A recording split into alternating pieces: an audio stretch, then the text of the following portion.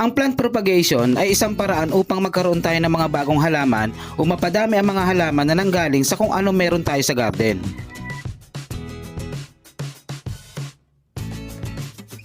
Ito ay maaaring sa paraan ng pag-harvest ng mga buto ng bunga para muling itanim o di kaya naman ay ang pagpuputol sa isang bahagi ng halaman na tinatawag na cutting.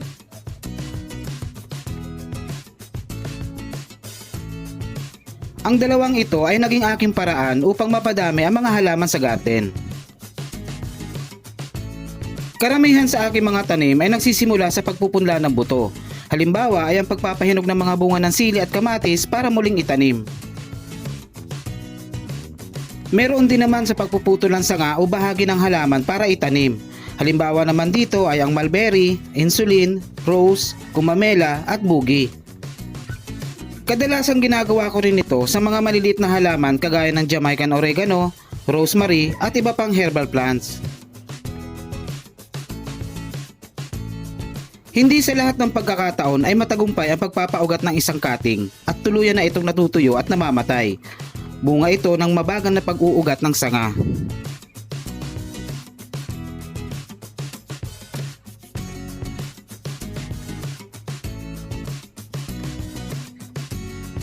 Ang apple cider vinegar ay may kakayahang mapadali ito. Ang paraang ito ay itinuro sa akin ng isang kaibigang agriculturist mula sa isang universidad. Noong una ay nagkaroon ako ng maraming trial and error. Ang apple cider ay isang uri ng suka. Epektibo ito bilang rooting hormones. Ngunit tandaan na ang suka ay ginagamit din bilang natural na pampatay sa mga damo. Kaya ang anumang pagkakamali sa paggawa nito ay magre-resulta sa pagkatuyo ng cutting. Kaya nire-recommenda ko sa mga bagong susubok nito ay magsagawa muna ng testing at kapag nakuha na ang tamang timplada at paraan ay saka gumawa ng maramihan.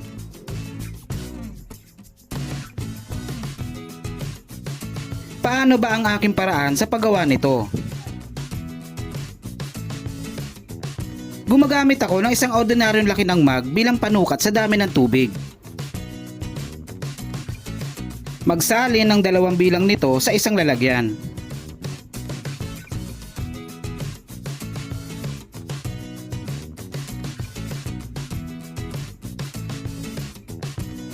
Maglagay ng kalahating kutsarita ng apple cider.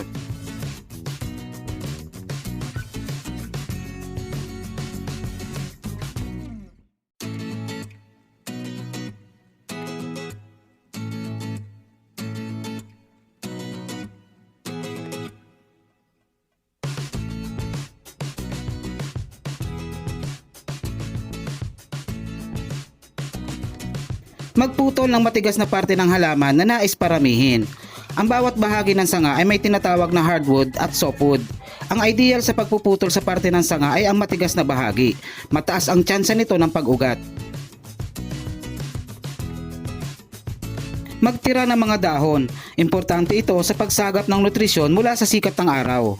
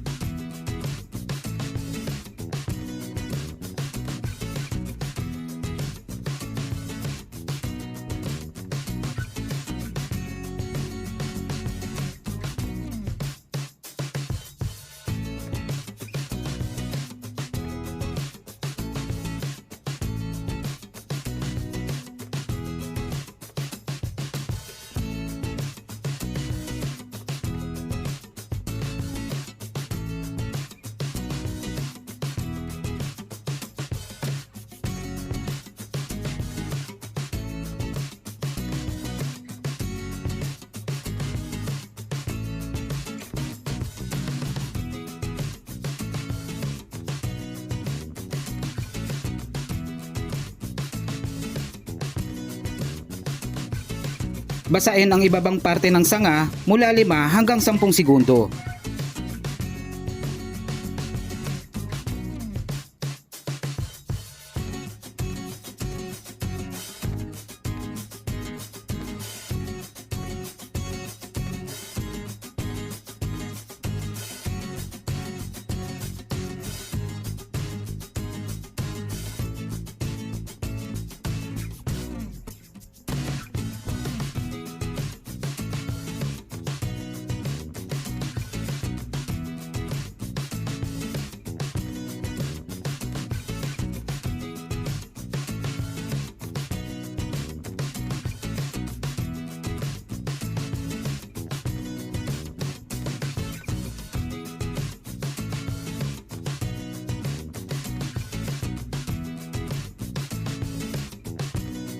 Pagkatapos ay basahin ng tubig ang lahat ng parte ng halaman at lupa.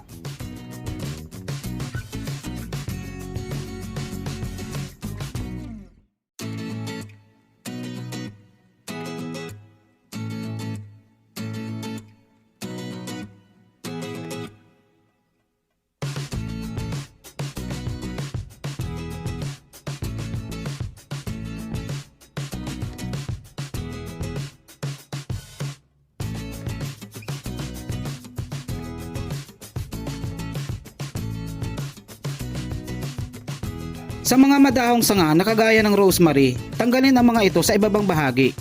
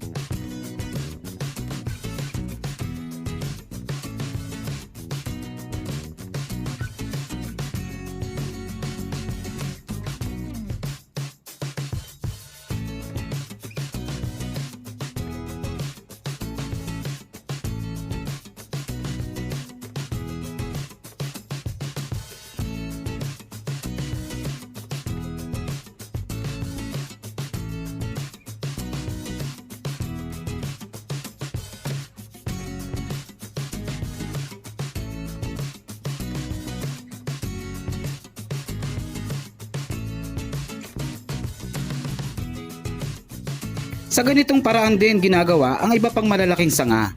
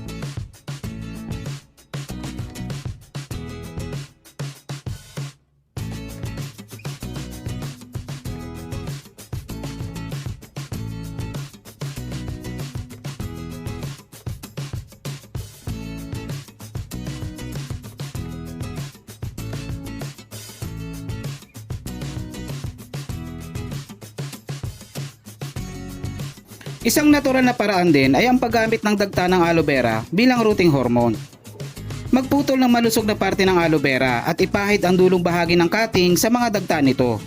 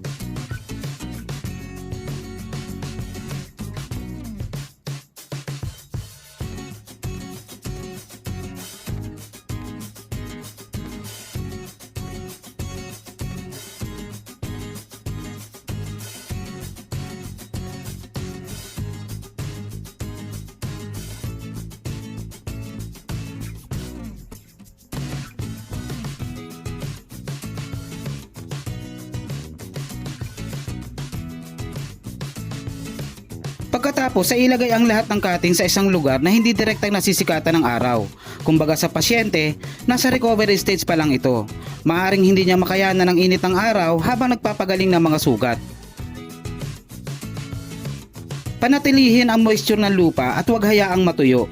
Iwasan din na magalaw o masagi ang mga cutting habang nagpapaugat ito.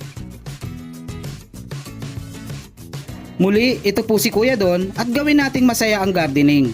Gumawa ng mga maliliit na eksperimento dahil sa mga ganitong paraan tayo ay mas natututo. Maraming salamat sa inyong panonood.